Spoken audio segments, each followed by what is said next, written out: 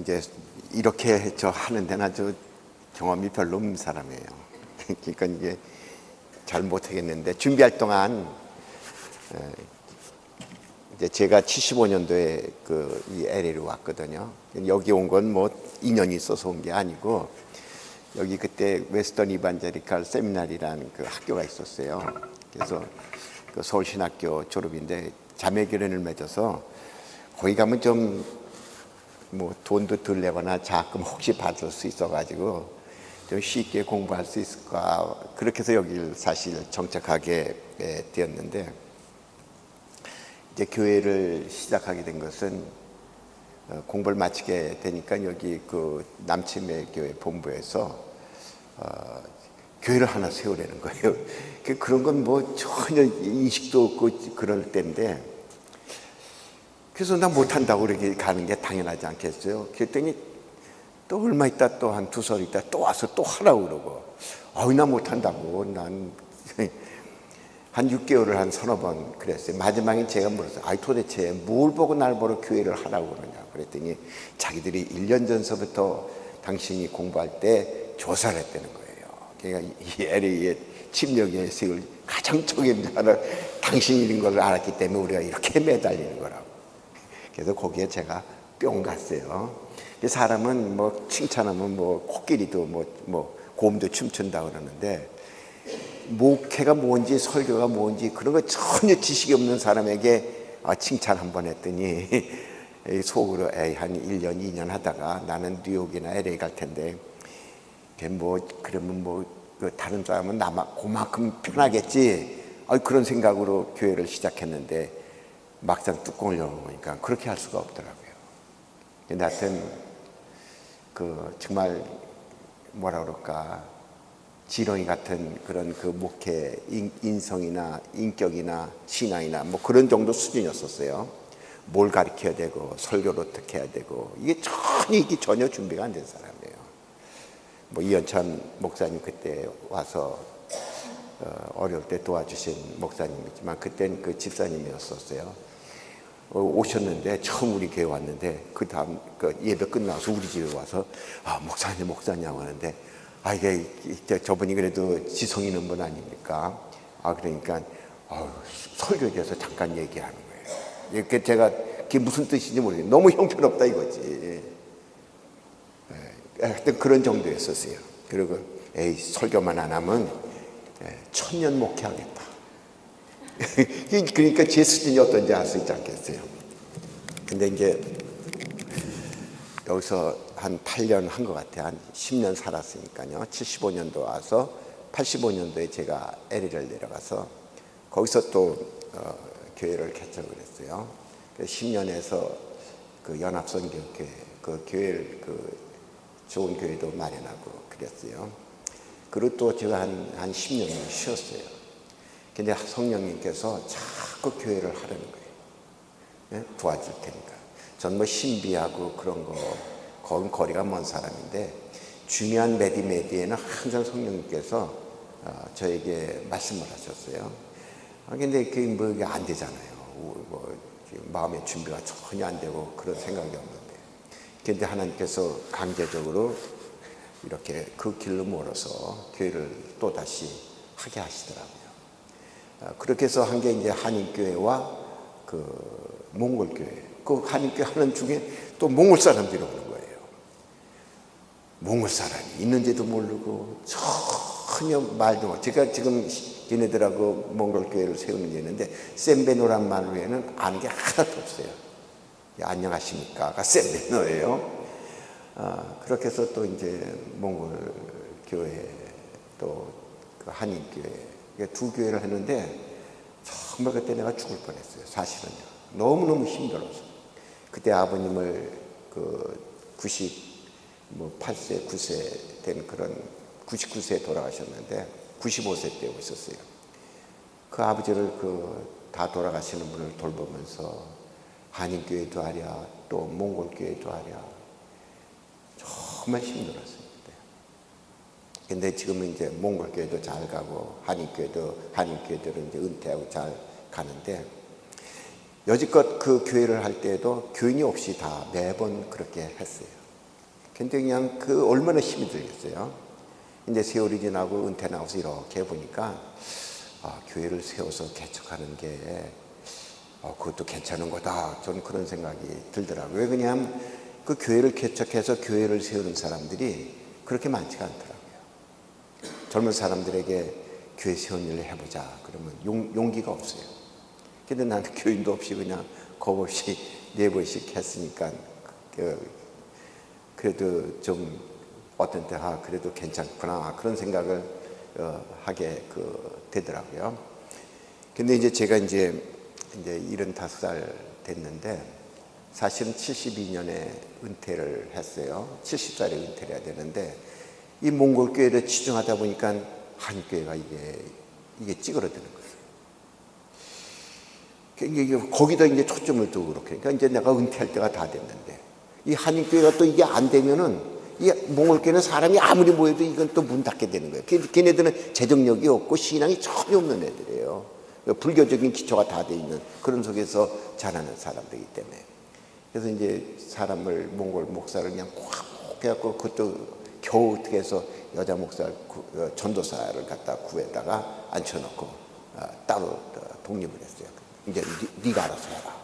몇 번 그냥 다시 옛날로 돌아갈까 같이 얘네들 할까 그런 생각이 막 날 정도로 그 몽골 교회가 처음에는 어려움이 많았었는데 하여튼 이제 몽골 교회도 지금은 성립 잘 돼가고 따로 해서 잘 돼가고 있는데 그렇게 해서 이제 한인교회가 이제 한 서너 명으로 바짝 오그라드는 걸 조금 세워놓고 한 20명 인원이 되고 그랬을 때 나이가 자꾸 넘었으니까 빨리 은퇴하시오.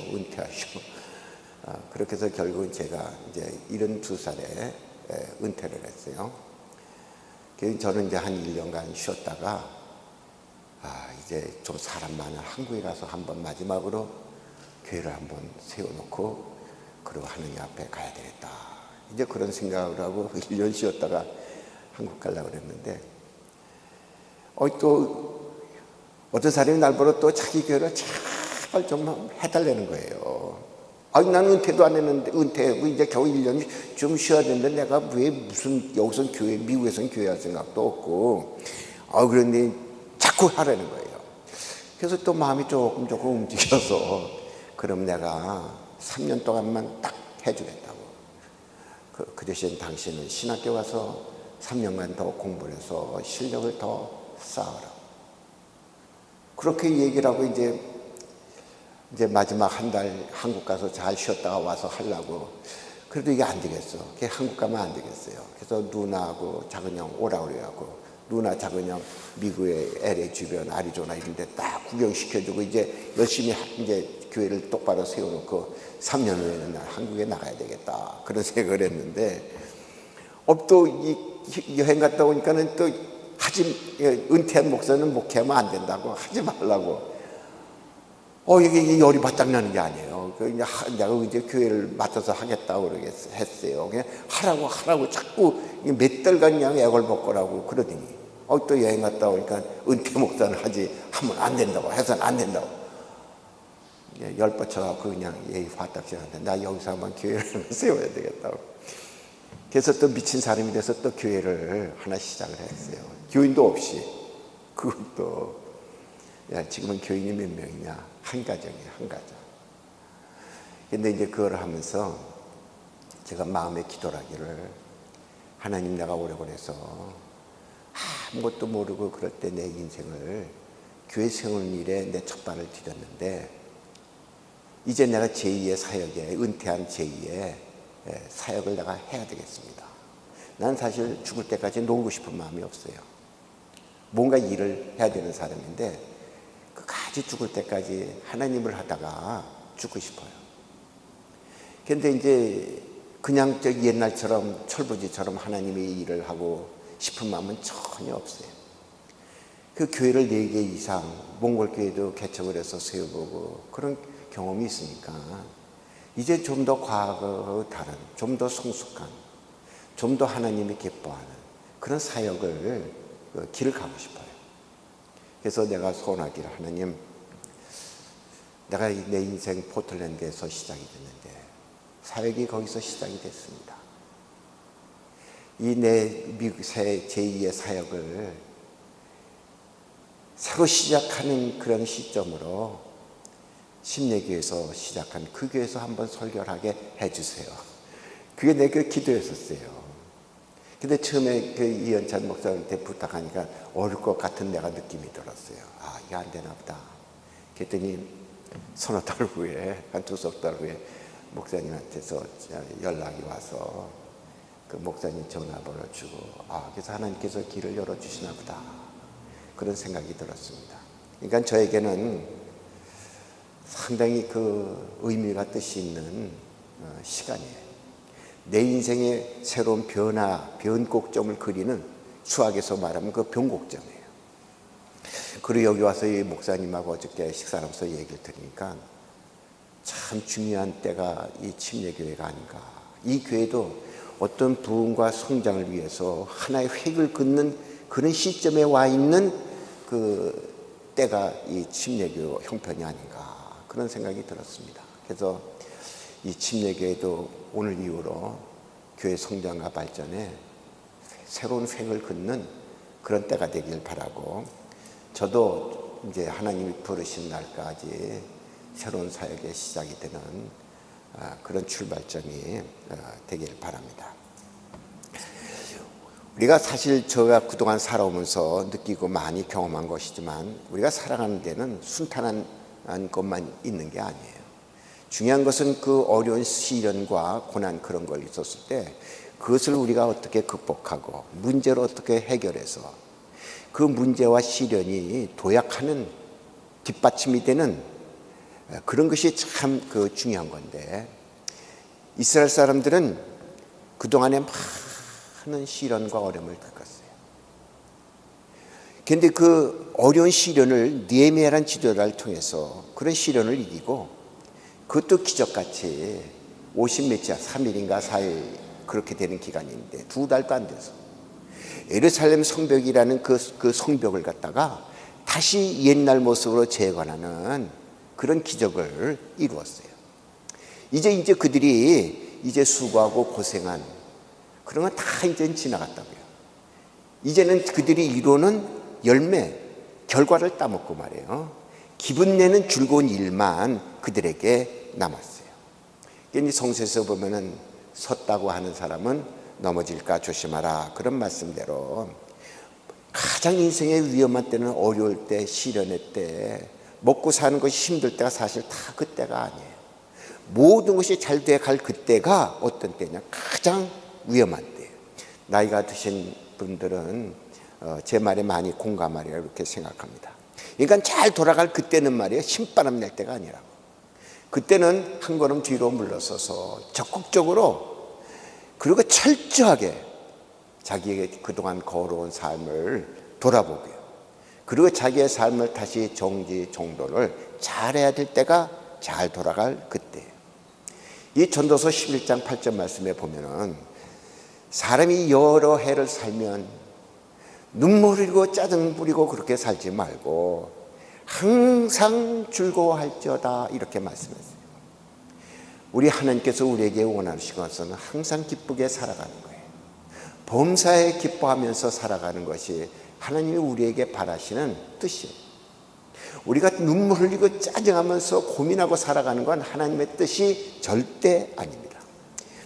그러나 캄캄한 날이 많으리니 그날을 생각할지어다 장래일은 다 헛되다, 이렇게 말씀하고 있습니다. 이제 줄 거 없고 신바람 나는 그런 날만 있는 것이 아니라는 거죠.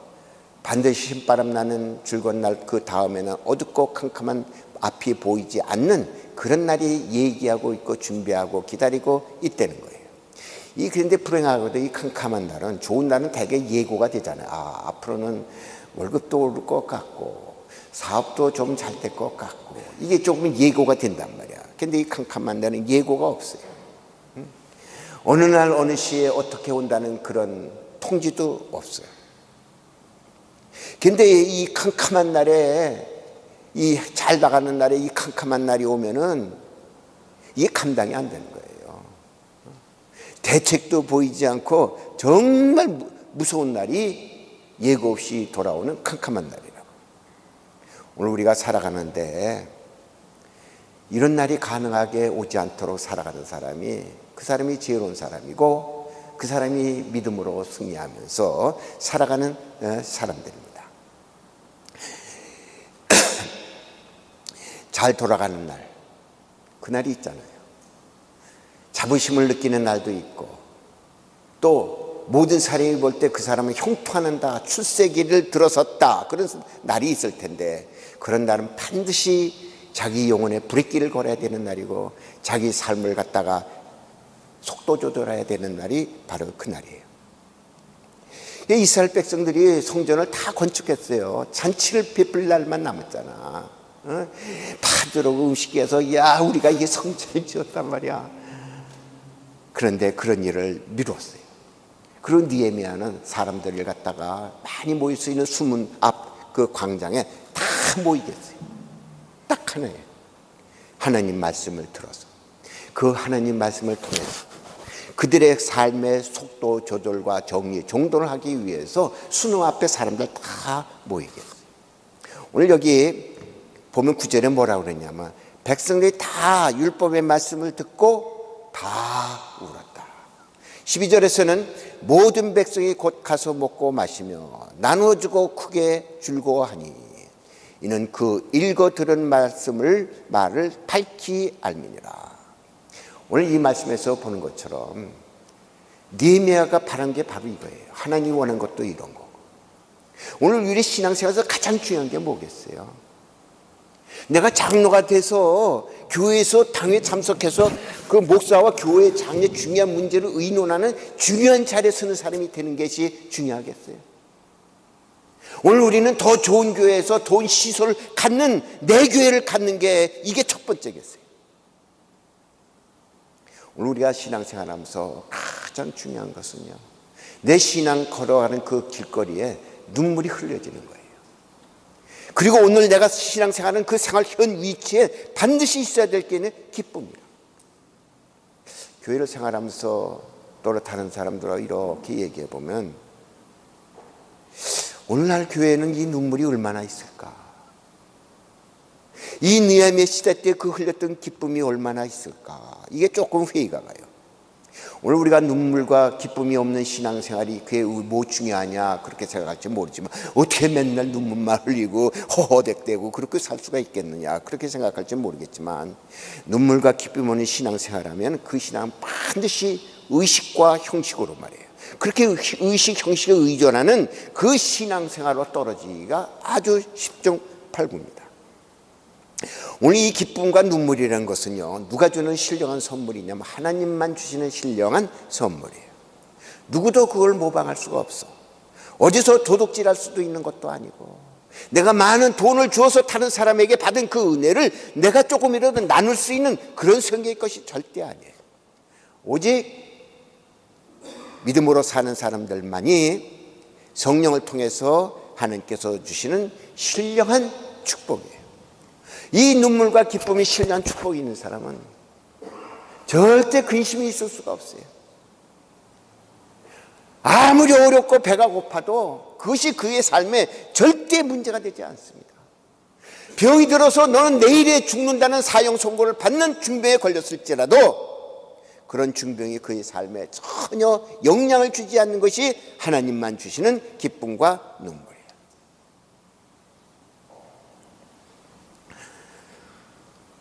오늘 우리가 신앙생활 하는데 이런 눈물과 기쁨이 없다는 것은 슬픈 일이에요. 오늘 신앙인들의 자존감과 자랑은 어디에 있냐면 하나님만 주시는, 누구도 빼앗길 수고 도둑질할 수 없는 그 눈물과 기쁨이 우리 신앙 속에 있다는 거예요. 이런 것은 하나님만 주시기 때문에 주님만을 만나는 그 신앙생활 속에서만 얻을 수 있어요. 오늘 내가 내 삶 속에 눈물이 없고 기쁨이 없다는 것은 내 신앙생활의 의식과 형식이 충만한 것뿐이지 하나님을 만나는 경험이 매일 생활 속에 없다는 사실과 똑같아요. 오늘 우리는 누구든지 예수 그리스도를 만나면은 기쁨이 충만하지 않을 수가 없어요. 감격의 눈물을 흘리지 않을 수가 절대 없습니다.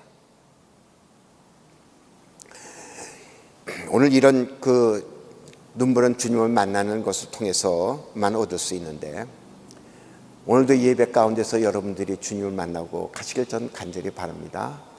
집에 돌아가서도 여러분들이 일하는 그 속에서도 주님은 함께 하시는 것을 여러분 아셔야 돼요. 빵을 굽는 일을 하든지 설거지를 하든지 돈을 많이 버는 일을 하든지 간에, 어느 일을 하든지 간에 주님은 나와 항상 동행하고 함께 하시는 거예요. 난 옛날에 그걸 잘 몰랐어요. 근데 언제든지 하나님이 나와 함께 하셨어요. 항상 나와 동행하셨어요. 근데 그 하나님이 동행한 것을 내가 터치하고 말이에요. 그 같이 하는 하나님을 갖다 내가 느끼고 말이에요. 이게 열쇠인데, 오늘 우리 생활에 하나님을 찾고 구하고 만나는 그런 생활이 단지 없기 때문입니다. 우린 예배 볼 때, 기도할 때, 말씀을 드릴 때, 섬길 때, 특별히 복음을 전하는 복음을 전할 때 이런 기쁨과 감격이 이게 반드시 있어야 된다. 이런 것이 오늘 내게 없다고 한다면은 영적으로 내가 심각한 상태에 있다는 것을 갖다가 보여주는 증표예요, 증표. 이건 내가 영적으로 심각한 병에 걸렸구나, 이렇게 생각하면 된단 말이에요. 오늘 우리 신앙생활에서 이런 감격이 있어야 되겠는데, 믿음의 본질로 돌아가면은 그런 은혜가 강같이 흐르는 그런 신앙으로 다시 돌아갈 수가 있습니다. 우리가 이제 처음으로 돌아가자, 그런 말을 많이 듣잖아요. 본질에서 많이 멀어졌다, 그렇죠. 본질에서 멀어졌다. 이제 부부 사이는 다 사랑과 갈등은 동반자예요. 사랑하는 만큼 갈등도 동반하게 되어 있거든요. 저는 우리 집사람은 너무 좋아해서 우리 집사람을 결혼했어요. 축사자 주변에서 반대하고 악을 써도 어려움을 다 겪어도 결혼했는데, 결혼하고 나니까는 그 다음부터 언제서부터 갈등뿐이더라고요. 근데 그때마다 그것도 늦게 그나마 다행히 철이 들어서 옛날을 더듬어 봤어요.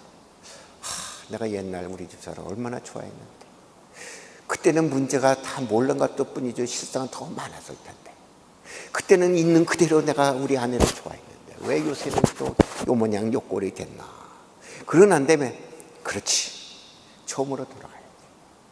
있는 그대로 내가 아내를 다시 사랑하도록 해야지. 그랬더니 그냥 폭풍 같은 내 갈등은 그냥 싹 다 없어지더라고요. 그리고 아내를 볼 때 만성이 찡그러지고 괴롭고 힘들고 그러는데, 처음으로 돌아가야지. 그러니까 우리 집사람 보는 게 얼굴이 내가 조금 환해지기 시작하더라고요. 신앙생활이 다 그런 거예요. 본연으로 돌아가면은 문제될 게 전혀 없는 거예요. 제 신앙생활에도 초기에는 구속이란 말이 무슨 말인지도 몰랐어요. 은혜가 뭔지도 몰랐어요. 저는요, 그게 무슨 말인지 진짜 몰랐다니까요. 예수 안 믿다가 교회를 다니고 신학하기 전에 공학을 한 사람이 구속이란 말, 은혜란 말 어떻게 알겠어요? 교회도 안 다녔는데. 근데 내가 하나님을 구하고 찾을 때 하나님이 나를 얼마나 사랑한다는 걸 그때 내가 깨달았어요. 얼마나 하나님이 사랑한다는 그 느낌 하나로 얼마나 그날 밤에 얼마나 눈물을 흘리는지 몰라요. 그 후로는요, 기도해도 눈물 나고, 우리 형제를 위해서 기도해도 눈물 나고, 교회를 위해서 기도해도 눈물 나고, 남들은 다 교회에 외면하도 나는 힘들게 막 죽기 살기 이래도 전혀 힘이 들지 않고, 불평도 안 생기고, 그리고 항상 즐겁기만 했어요. 어느 날서부터 내 눈에서 눈물이 시들어지고 내 생활 속에서 하나님에 대한 기쁨이 조금씩 사라지니까 내 삶의 문제가 하나 둘 그렇게 생기기 시작하더라고요. 여러분, 우리가 하나님께서 우리에게 원하시는 것은 분명히 더 좋은 집에 사시길 원합니다. 더 좋은 음식을 먹고 즐기고 그렇게 사는 것이 하나님이 우리에게 원하시는 하나님의 뜻이에요. 그러나 그게 본질이 절대 아니라고요. 하나님께서 우리에게 더 좋은 집과 더 많은 수익과 더 안락한 삶을 살게 하시는 것은 그게 주목적이 절대 아닌 거예요. 이스라엘 백성들이 아름다고 좋고 그런 성벽 속에서 이제는 안전하단 말이야, 여기서 크게 삐질해서 돈 잘 벌고 살아야 되겠다, 그것이 하나님의 목적이 아니란 말이에요.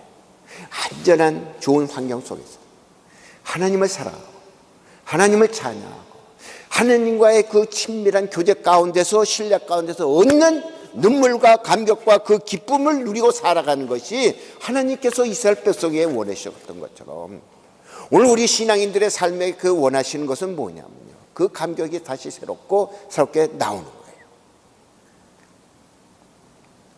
우리가 부부가 살아가다 보면은요, 교회 생활하다 보면 신뢰가 쌓여져야 되잖아요. 그리고 그 속에서 친밀감이 더 올라가야 되잖아요. 그때 우리에게 뭐가 있겠어요? 감격이 있고 기쁨이 있는 거 아니겠냐고. 예? 믿음 생활도 매한가지예요. 매일매일 그 생활 속에서 하나님을 만나는 거예요. 그리고 매일 하나님을 만나는 속에서 하나님의 신뢰를 자꾸 쌓아가는 거예요. 그리고 친밀감이 더 돈독해지고 깊어지는 거예요. 그 속에서는 반드시 감격의 눈물이 있고 반드시 세상에서 얻을 수 없는 주님만 주신 기쁨을 누리고 사는 것이 이게 믿음의 생활이라고. 그러니까 예루살렘을 건설한다든지 뭐 이런 거 하나님의 그 벽을 지은 하나님의 본 계획이 아니죠. 그런 하나의 과정이에요. 그런 속에서 그 도움을 받고 영적 그 풍요로운 삶을 누리게 되는 것이 하나님의 기본 뜻이라고 할 수 있겠죠. 오늘 하나님께서는 우리가 매일 만나는 그런 그 감격을 통해서 믿음이 다시 회복되고 성장하는 것이 하나님이 우리에게 바라는 신앙의 목적이에요. 오늘 우리 신앙생활은 지난주보다 오늘 오는 것이 반드시 뭔가 더 낫게 회복되는 그런 시간이 있어야 돼요. 오늘은 지난주보다 좀 내가 더 예배 받더니 나아졌구나, 이게 있어야지. 만일 그런 그 변화가 전혀 없다고 한다면은 의식과 뭐예요? 형식의 신앙생활을 계속하고 있는 거예요.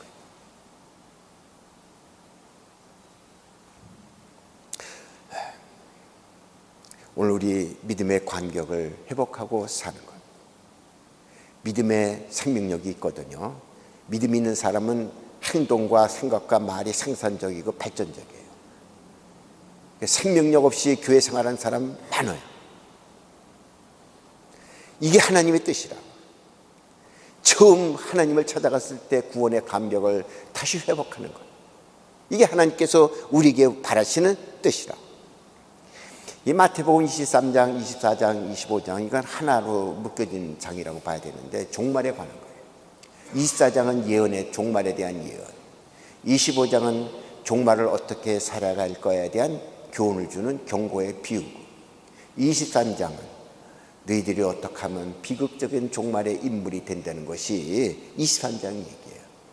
특히 거기서는 바리새인과 신앙의 대표적인 바리새인하고 사두개인에 대한 주로 경고의 얘기인데, 화 있을진저, 화 있을진저. 서기관과 바리새인이 화 있을진저. 하나님 화 있다고 그러면 이거 보통 심각한 게 아닌 거예요. 끔찍한 거라니까. 보통 끔찍한 게 아니에요. 화 있을진저 외식하는 서기관들과 바리새인들이여, 너희가 박하와 회양과 근처의 11조를 드리되 율법에 더 중요한 바 의와 인과신은 버렸다. 그러나 이것도 행하고 저것도 버리지 말아야 할지니라. 이 그 바리새인들과 서기관들이 박하, 근양, 11채, 이게 뭐냐면 좁쌀보다 적은 거예요. 여기다가 이렇게 10개를 딱 갖다 세워놓고 하나 여기다 빼놓는 거야. 얼마나 힘들겠어요, 그걸. 정확한 11조를 하기 위해서. 그러니까 오늘 바리새인과 서기관들에게서 주님께서 책망하는 거는요, 그들의 그 의식을 책망하는 게 아니라 그들의 신앙생활이 의식과 형식에 치우쳐져 있다는 것을 갖다가 책망한 말씀이에요. 오늘 우리가 의식, 형식이라는 건 이 옷과 같은 거예요. 내 안의 건강이 중요한 거 아니겠어요? 내 안의 건강. 내가 100만 불짜리 호텔 입으면 뭐하겠어? 몸은 병들어서 저기 침대에서 아무것도 먹지 못하고 불어넣어 있는데 오늘 교회가 할 일이 뭐겠어요? 여러분, 교회에서 프로그램 좋아하지 마세요. 교회가 할 일은 의롭게 행하는 거예요. 교인들이 의롭게 살도록 지도하는 거예요. 이는 사랑인데 사랑의 수고를 할 수 있는 사람으로 만드는 거예요. 신은 뭐예요? 하나님을 믿는 거죠. 믿음의 신뢰, 확신, 이걸 더 세우는 거예요. 우리가 다 믿는데 그거 그렇지 않아요. 제가 설교를 준비할 때마다 제가 맨날 자책하는 게 있어요. 내가 믿음이 없다. 설교 준비할 때마다 내가 느끼는 거예요. 그러니까 이 믿음의 이게 확신이라는 건 이건 커가야 된다. 목사의 할 일은 어저께도 목사님께 말씀을 드렸는데 교인 수 늘리는데 신경 쓸 필요가 없어요. 어저께보다 더 나왔네. 다른 교회보다 우리 교회가 교인 수가 더 많네. 이게 아니라고요. 오늘 우리 교인들을 갖다가 의로 기르고 사랑으로 기르고 믿음의 성도가 되게 하는 게 이게 목사가 해야 될 일이에요. 오늘 교회도 매한가지. 나는 교회를 반드시 이 침례교회가 이번 기회에 가진 땅에다 교회를 짓든지 그걸 팔아서 다른 데다 교회를 세우든지 그건 교인들 따라서 결정이 나겠지만 더 중요한 것은 뭐냐면요. 그 껍데기 교회에다가 그 안에는 믿음과 사랑과 의로 교회를 갖다 튼튼하게 알차게 세우는 게 이 교회가 해야 될 일이라고 이렇게 생각합니다. 오늘 이와 같이 우리 신앙생활에서 의롭게 사는 건 쉬운 일이 아니에요. 또 사랑은 수고해야 되는 거예요. 절대 쉽지 않습니다. 부인한테 물 한 거 떠다 사랑하는 부인한테 물 한 거 떠다 달라고 그러면 야, 너는 손도 없고 발도 없니? 왜 힘든 나에게 나이도 많은 늙어가는 남편에게 물 갖다 달라고 그러냐? 아내를 사랑하면서도 가끔가다 그 소리를 제가 한다니까요. 왜 사랑은 수고해야 되니까. 이 의인, 신, 이거 다 쉬운 거 아니라. 그러나 우리가 의롭게 살고 믿음으로 더하려고 들고 좀 힘들고 짜증나지만 사랑하려고 들면 그 보상은 비교할 수가 없는 거예요. 하나님의 감격적인 눈물과 기쁨이 내 안에서 잔잔하게 움직이기 시작해서 강같이 흐르는 거예요. 이거 경험해 보지 않으면 몰라요. 경험해 보지 않으면. 그다음에 이 신앙생활이 이런 감격은 우리가 지나간 하나님의 받은 그 은혜가 있잖아요. 은혜 발자취라고 그러는 건데 내가 하나님의 받은 은혜의 발자취가 다 되돌아가서 보면은 그렇게 돌아보면서 이렇게 하나님이 나에게 은혜를 주셨네. 그럼 믿음의 발자취를 돌아보면서 믿음을 새롭게 갱신하게 되면은 그때 그렇게 이제 은혜의 샘이 다시 샘솟듯하게 되는 거죠. 이제 예루살렘의 수문 앞에 광장에 모인 백성들이 뭘 했냐면 딱 하나예요. 하나님의 말씀을 들었어요. 그것도 뭐냐? 모세 오경이죠. 이거 하나 들었는데 모세 오경을 들었는데 여러분들이 모세 오경을 듣고 눈물 흘리고 그런 기억이 있으세요? 그런데 이들은 특별히 이스라엘 사람들이 모세의 오경을 읽었을 때는 눈물 아니면 흘릴 수가 없었다니까. 이들이 모세 오경은 크게 두 글로 나눠져 있어요. 하나는 뭐예요? 율법이죠. 이렇게 지키고 이렇게 해라 저렇게 해라 이러면 복받고 저러면 망한다. 그런 율법이에요. 그리고 또 나머지 한 부분은 게 대부분이라고 보는데 믿음의 조상이 누굽니까? 아브라함서부터 지금까지 오기까지 그들이 하나님께서 그들에게 은혜를 어떻게 주고 어떻게 은혜를 베풀어 줬는가 그런 기록이 이 모세의 오경 율법 오경이라고. 그런데 이 하나님의 말씀을 그들 들었을 때 이스라엘 백성들은 하나님께서 특별히 이스라엘 백성들을 얼마나 사랑했고 얼마나 은혜를 많이 주었고 얼마나 잠잠히 그들을 사랑했는가. 너희 하나님 여호와가 너희 가운데 계시니 그 말씀 있잖아요. 스바냐서에 나와요. 이게 보니까 이게 기가 막힌 은혜를 받은 거야. 그리고 오늘날 자기들의 현실 자기 부모 조상들이 살아온 길을 보니까 이야 우리 부모들 배은망덕해도 너무너무 했네. 그런 걸 깨닫지 않겠어요? 우리가 사실 지혜로운 사람은 다른 사람의 허물을 보고 자기의 허물을 보는 사람이 그게 지혜로운 사람이에요. 왜 이스라엘 사람들이 지혜로우냐? 자기 조상을 봤더니 이 조상들 돌로 때려도 잃어가다 가만히 생각하니까 자기들도 자기 조상들과 다를 바가 하나도 없거든. 부모들 그 조상들만 배은망덕한 게 아니라 자기들도 배은망덕한 거야. 받은 은혜가 너무 큰데 말이야. 너무 큰데. 이건 인간이 할 짓이 아니지. 안 깨닫겠어요. 네? 오늘 우리가 살아가면서 내가 그동안 하나님이 주신 은혜가 내가 헤아릴 수 있는 족한 은혜가 있는데 얼마나 그걸 느끼고 살겠어요, 오늘 성도들이. 우리 애들 모이면 항상 하는 얘기가 있어요. 하나님이 우리에게 주신 은혜는 헤아릴 수가 없다. 너희들은 남다른 하나님의 은혜를 받고 살았다. 그 은혜가 지속되려면 하나님을 특별히 사랑하고 헌신해야 된다. 그걸 강조해요. 오늘 이스라엘 백성들이 그런 것을 그 율법을 듣고 그 깨달았을 때 조상들의 죄만 깨달았겠냐. 지혜로운 이스라엘 백성들이라 자기들이 얼마나 그동안에 하나님을 잊어버리고 하나님을 멀리 떠나서 얼마나 가슴 아프게 배은망덕한 사람을 그걸 깨닫지 않았겠어요. 그래서 그들이 하나님 말씀을 들었을 때 운 거예요. 운 거.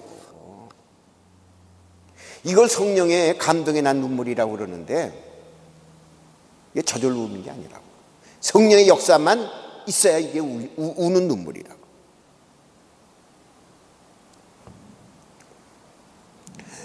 오늘 이 시편에 보면요, 내 영혼아 여호와를 송축하며 그 모든 은택을 잊지 말지어다.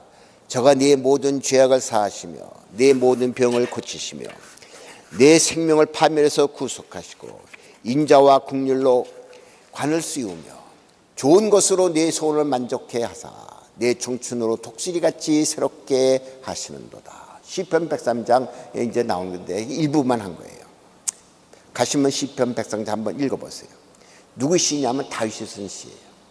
다윗이 세월이 지나서 왕이 돼서 가만히 자기 지나간 세월을 보니까 하나님께서 자기에게 은혜를 주셨는데 감당할 수 없는 은혜를 주셨다는 거예요. 그런데 이와 같은 우리가 은혜를 받고 산다고 한다면 우리가 어떻게 감격의 눈물과 기쁨이 넘치지 않겠어요? 오늘 이런 놀라운 이런 감격 이런 것을 오늘 우리가 잊어버리고 산다고 한다면 오늘 우리 신앙생활에는요 뭔가 잘못됐거나 뭔가 변절이 된 거예요.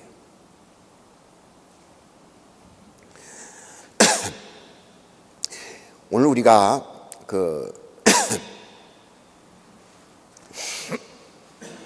신앙생활 할 때 중요한 것은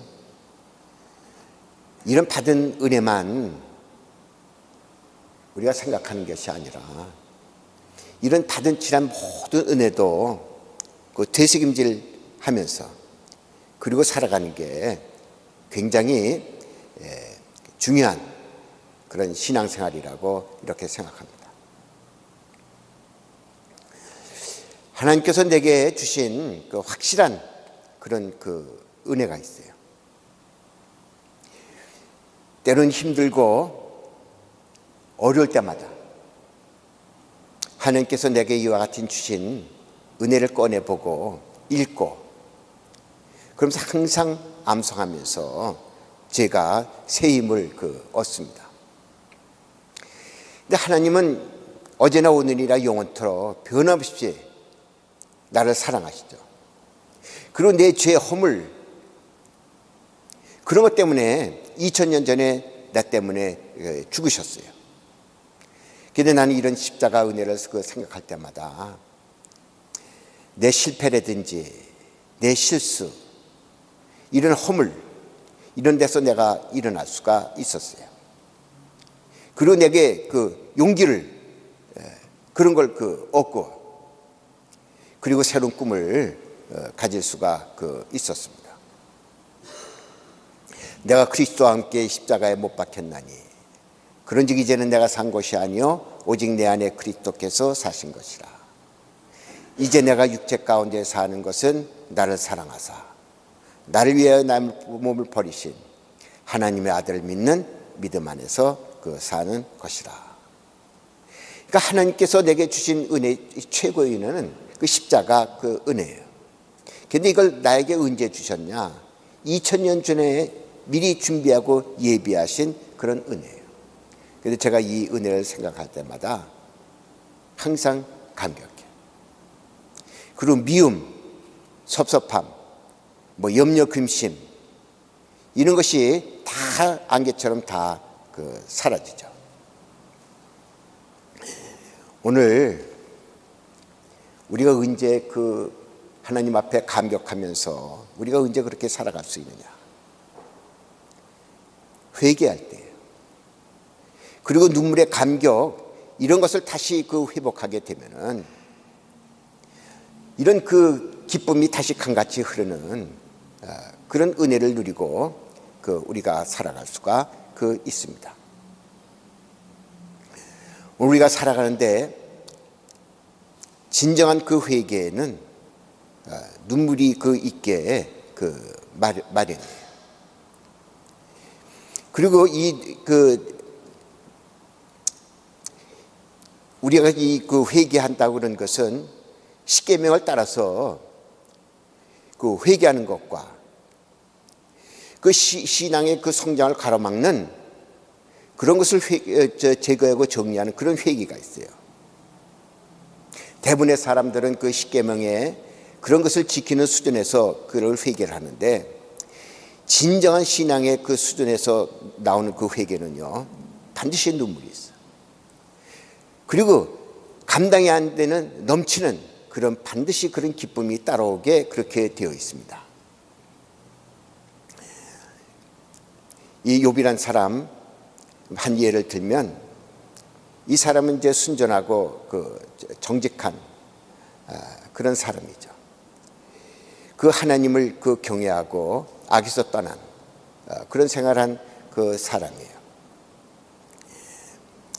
그래서 이 세상에 그런 사람이 욥에는 없다 할 정도로 하나님께서 인정한 그런 사람인데, 이 욥이란 사람이 회개할 것이 무엇이 있겠어요? 도둑질을 했겠어요? 안식일을 범했겠어요? 음란죄를 졌겠어요? 다른 사람을 욕하고 비난하면서 이렇게 살았겠어요? 근데 욥이 뭐라고 회개하냐면, 내가 주께 대하여 귀로 듣기만 하였더니 이제는 눈으로 주를 배웠습니다. 그러므로 내가 주께 스스로 화나고 티끌과 재 가운데서 회개합니다. 그게 욥의 신앙의 특징이라는 게 뭐냐면 지성적인 신앙 아니에요. 이 지성적인 신앙의 문제가 뭐냐면 하나님을 만나는 친밀감이 없다는 거예요. 이 친밀감이 없는 신앙은 반드시 어디에 치우치게 되어 있냐면 형식, 의식에 치우치는 그런 껍데기 신앙생활을 하기가 아주 십중팔구예요. 그리고 그런 생활 속에서는 하나님을 만나는, 매일 하나님을 만나는 그런 체험이 거의 없어요.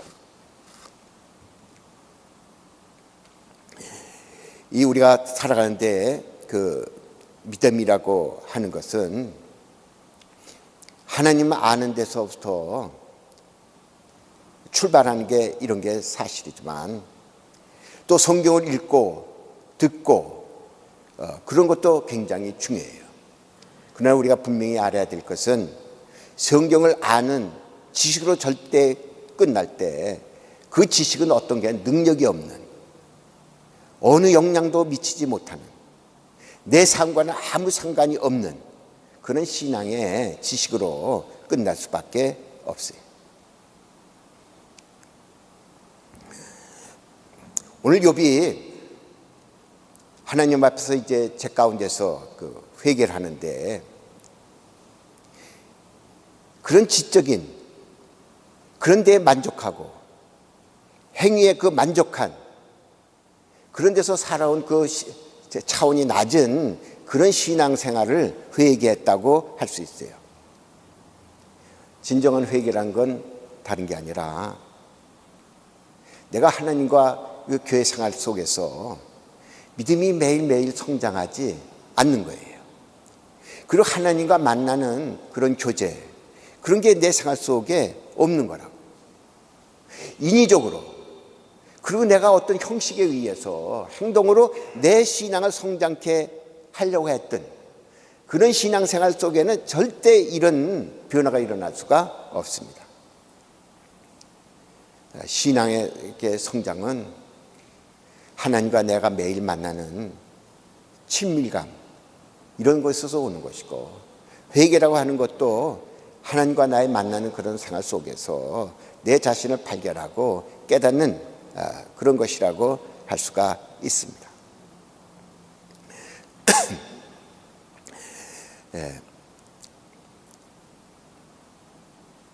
사실 우리가 믿음에 성장하고 자라나는데 내 신앙의 성장을 가로막는 것을 발견하는 거, 사실 그런 거 그렇게 쉬운 일이 절대 아니에요. 정말 우리가 하나님 말씀 앞에서 우리가 선 곳 외에는 우리 자신을 똑바로 바로 알 수 있는 그런 건 거의 불가능합니다. 하나님의 말씀을 살아서 운동력이 있다고 그러잖아요. 그리고 영혼, 그런 골수까지라도 철저하게 이렇게 쪼개가지고요.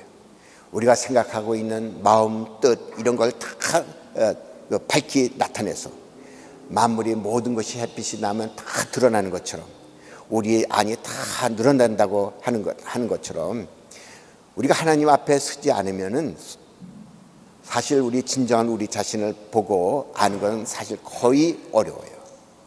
하나님 앞에 설 때, 그때 비로소 우리 자신의 숨길 것이 없고 헐거벗은 것처럼 누추하고 눈멀고 가려는 이런 모든 냄새라는 걸 갖다가 우리가 다 제대로 발견할 수가 있겠죠.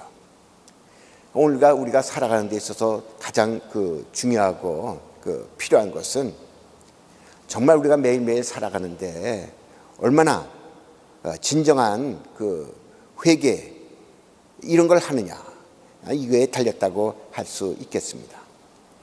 그러니까 이 회개라는 것은 그런 점에서 신비한 거예요.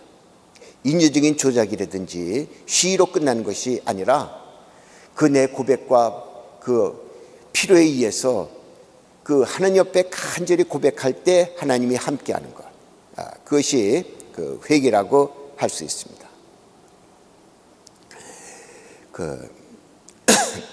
사실 지나간 생활 가운데서 이제 미국 생활 한 45년 했는데 하나님께서 이제 내게 주신 은혜가 사실 참 많아요. 헤아릴 수 없는 많은 사실 은혜를 받았습니다.